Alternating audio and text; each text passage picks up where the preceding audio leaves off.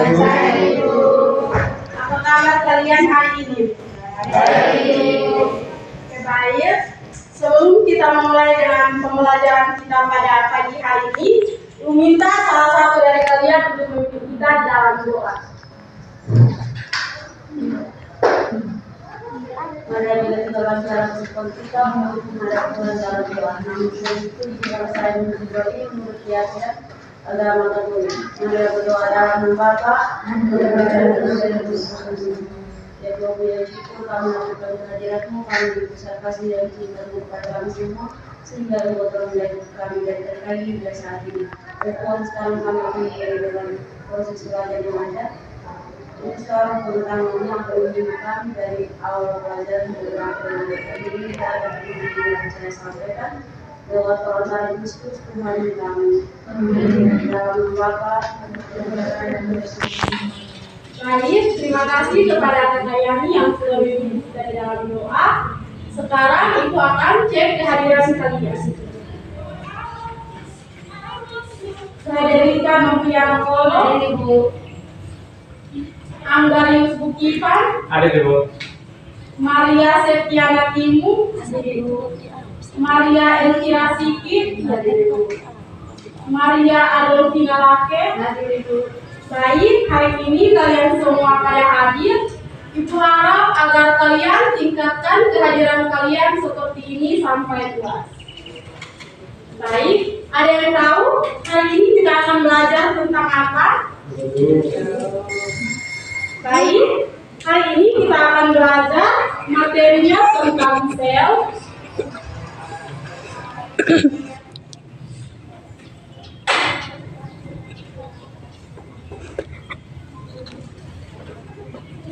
Tujuan pembelajaran yang hari ini kita capai itu ada dua. Yang pertama itu menjelaskan pengertian sel.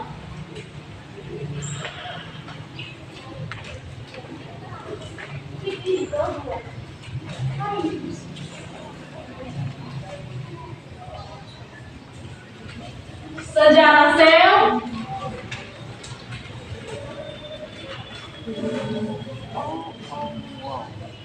Dan teori tentang sel.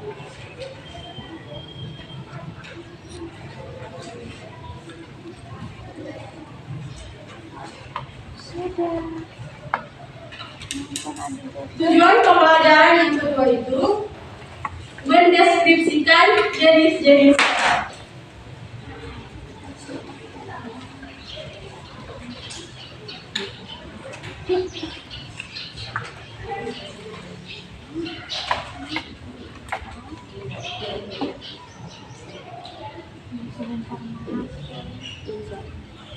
Baik, di sini kita sudah mengetahui tentang tujuan pembelajaran yang hari ini kita capai. Jadi kita akan melihat pertama itu tentang pengertian dari sel. Ada yang tahu apa itu pengertian sel? Saya. Angkat tangan. Ya, kalian baju merah. Sel adalah unit terkecil dalam struktur makhluk hidup. Ya, mari kita memberikan aplaus kepada teman kalian yang telah menjawab tentang pengertian dari sel, dan jawabannya itu tepat bahwa sel itu unit terkecil penyusun makhluk hidup. Dan pengertiannya secara lengkap itu sel yaitu unit terkecil makhluk hidup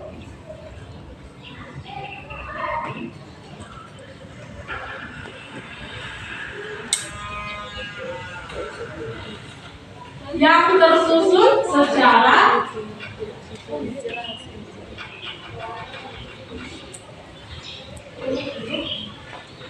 struktural dan fungsional.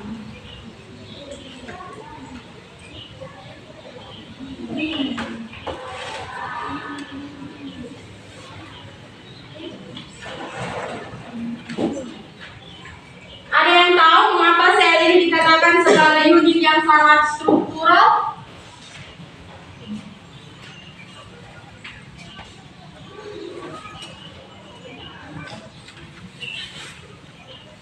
Mengapa dikatakan sebagai unit yang struktural?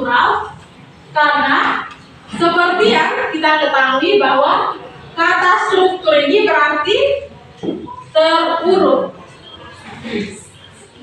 Di sini kita akan ibaratkan seperti kita akan membangun sebuah rumah yang utuh. Sebelum dia menjadi bangunan rumah yang utuh, dia ada unit terkecilnya yaitu seperti batu bata. Nah, batu bata itu kita akan menyusunnya secara terurut dan dia akan membentuk sebuah bangunan rumah yang utuh. Jadi sel dia bekerja dalam tubuh kita itu sama seperti batu bata yang tersusun secara utuh sehingga menjadi bangunan rumah yang utuh. Yang berikut itu, mengapa sel dikatakan sebagai unit yang fungsional? Karena fungsi berarti memiliki peran yang sangat penting di dalam tubuh kita. Seperti aktivitas kehidupan kita sehari-hari ini, seperti bergerak, bernapas, makan dan minum, semuanya itu membutuhkan sel di dalam tubuh kita. Apakah kalian sudah paham? Baik, jika kalian sudah paham, maka kita akan lanjut ke bagian yang kedua itu tentang sejarah sel.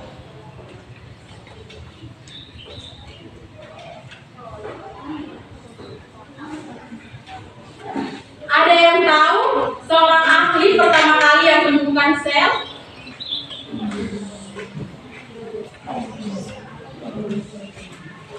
Kalau yang tahu bisa angkat tangan. Ya, karena Roberto. Ya, mari kita memberikan aplaus kepada teman kalian yang sudah menjawab bahwa Robert Koch ini seorang ahli yang pertama kali menemukan sel pada tahun 1965.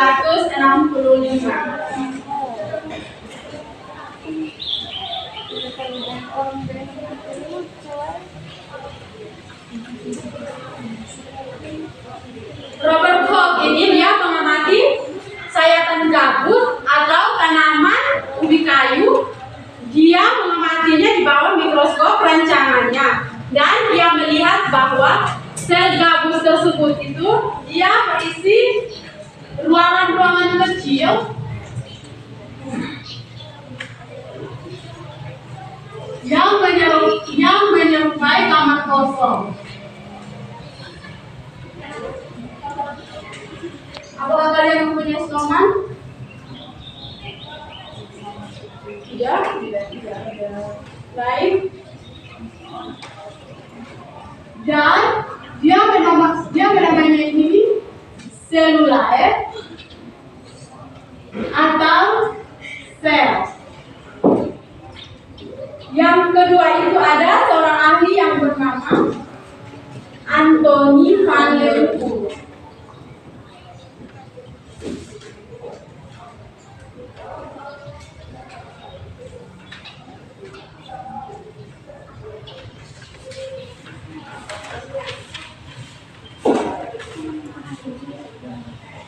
Anton van Leeuwenhoek ini dia mengamati air rendaman jerami dan dia melihat di bawah mikroskopnya itu ada hewan-hewan kecil yang bergerak. Itu dia namanya yaitu animal cell atau hewan-hewan kecil.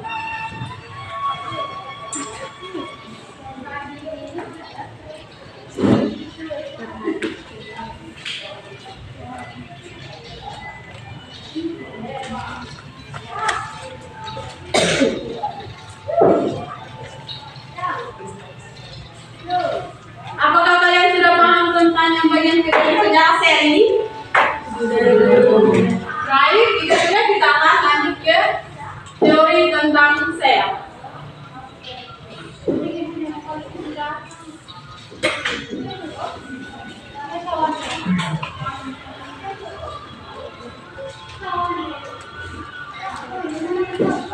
Secara umum dari sel dibagikan menjadi berapa bagian? Ada yang tahu?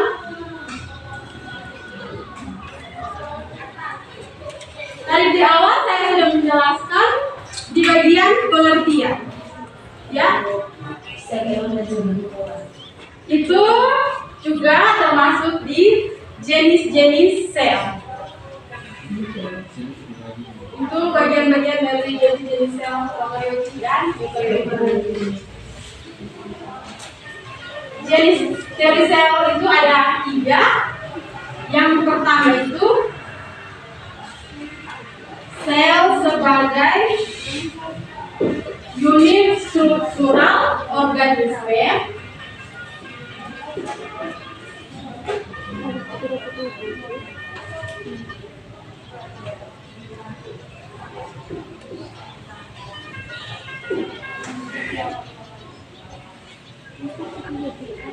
Yang kedua itu sel sebagai unit fungsional organisme.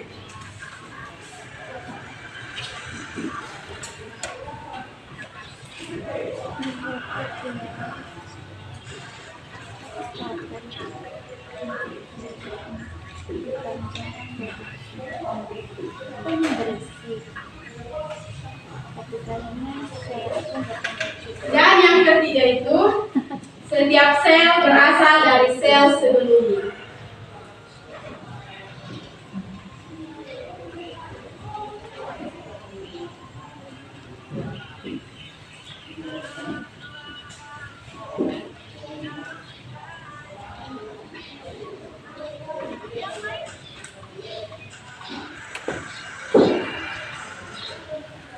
Baik, apakah kalian sudah paham tentang teori sel ini?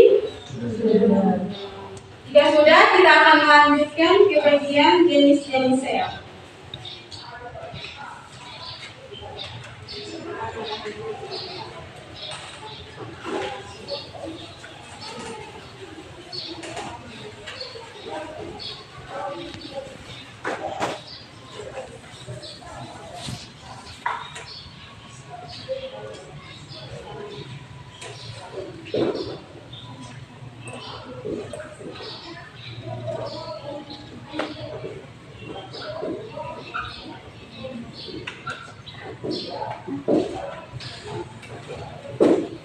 Berdasarkan strukturnya, jenis-jenis sel ini dibagi menjadi 2, yaitu ada sel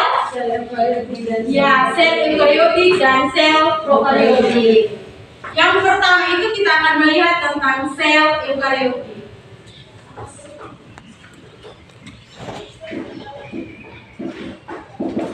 Ada yang tahu definisi dari sel eukariotik?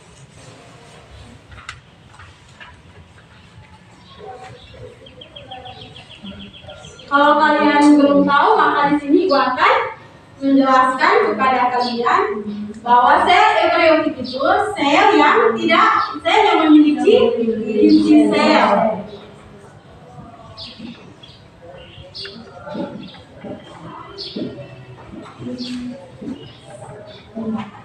Sedangkan sel prokaryotik itu sel yang tidak memiliki inti sel.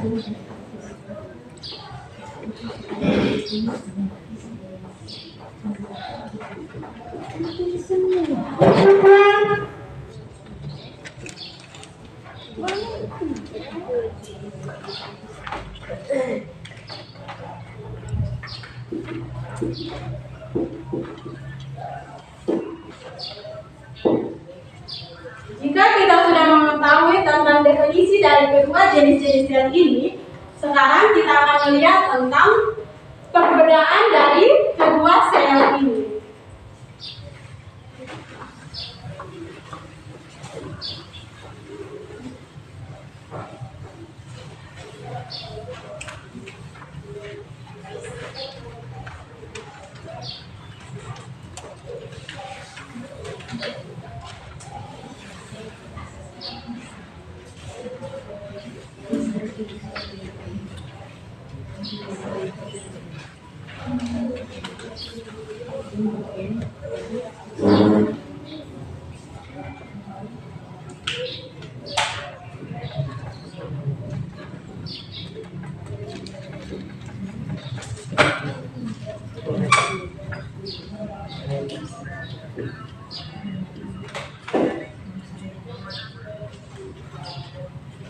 Perbedaan yang pertama itu kita akan melihat tentang sel eukariotik ini memiliki inti sel.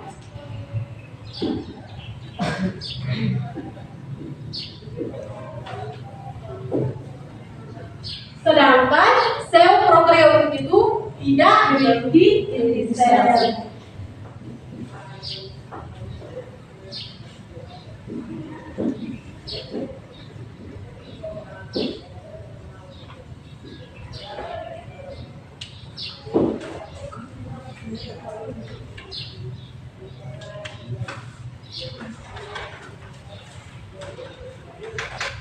Yang kedua itu, kalau kita lihat dari ukurannya itu, sel prokariotik itu lebih kecil dibandingkan dari sel eukariotik. Ya. Sel prokariotik itu memiliki ukuran berdiameter 1 sampai 10 mikrometer, sedangkan sel eukariotik itu 10 sampai 100 mikrometer. Yang ketiga itu, sel prokariotik tidak memiliki mitokondria.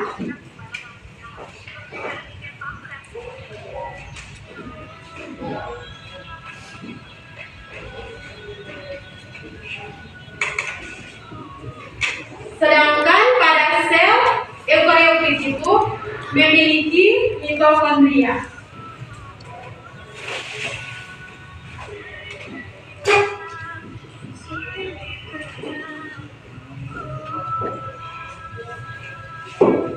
Baik, apakah kalian sudah paham terkait dengan jenis-jenis sel ini?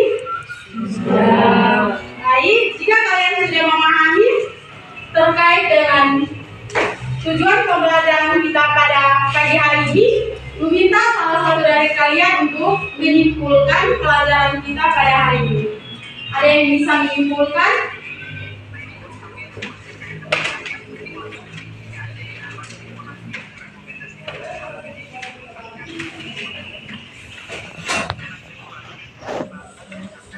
Kalau tidak, oke, baik. Ada Kak? Materi hari ini tentang sel, di mana sel adalah unit terkecil dalam struktur makrobiom. Sel pertama kali ditemukan oleh seorang ahli yang bernama Robert Koch. Yang berikut jenis-jenis sel terbagi menjadi dua, yaitu sel prokariotik dan sel prokariotik. Ya, baik. Terima kasih. Dan kakak siapa dari tadi soal terlalu aktif ini? Billy. Mari kita memberikan tepuk tangan kepada teman-teman sudah menyimpulkan materi kita pada hari ini.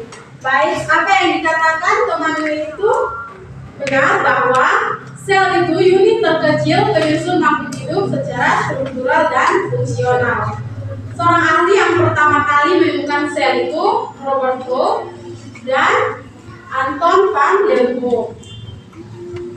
Teori sel itu dibagi menjadi 3. Yang pertama itu ada sel sebagai unit struktural organisme, yang kedua sel sebagai unit fungsional organisme, dan yang ketiga itu ada setiap sel berasal dari sel sebelumnya. Yang berikut itu ada jenis-jenis sel berdasarkan strukturnya, itu ada sel prokariotik dan sel eukariotik. Baik, untuk menguji pemahaman kalian di sini, Ibu akan memberikan kalian tugas, dan tugasnya itu akan dikumpulkan minggu depan, dan Ibu akan mengirimkan tugasnya di grup kelas kalian. Baik, pertemuan kita cukup sampai di sini saja. Minggu depan kita akan belajar tentang perbedaan sel hewan dan sel tumbuhan. Berharap agar kalian bisa mencari materinya terlebih dahulu di internet atau di referensi lainnya, agar minggu depan itu kita bisa membahas bersama-sama di dalam kelas ini. Sebelum kita pulang, Ibu minta salah satu dari kalian untuk memimpin kita di dalam doa.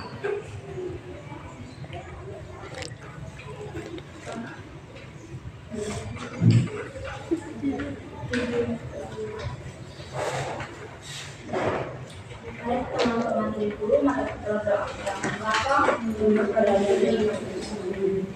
Bapak yang masih dengaran, tidak cukup menjelaskan atas kejadian Bapak karena berkenan kami bertanya. hingga materi kami berakhir dengan baik. Sekarang kami akan pulang ke rumah atau kos kami masing-masing. Semoga untuk menjaga, melindungi kami agar kami bisa tidur di kos atau rumah kami masing-masing dengan baik.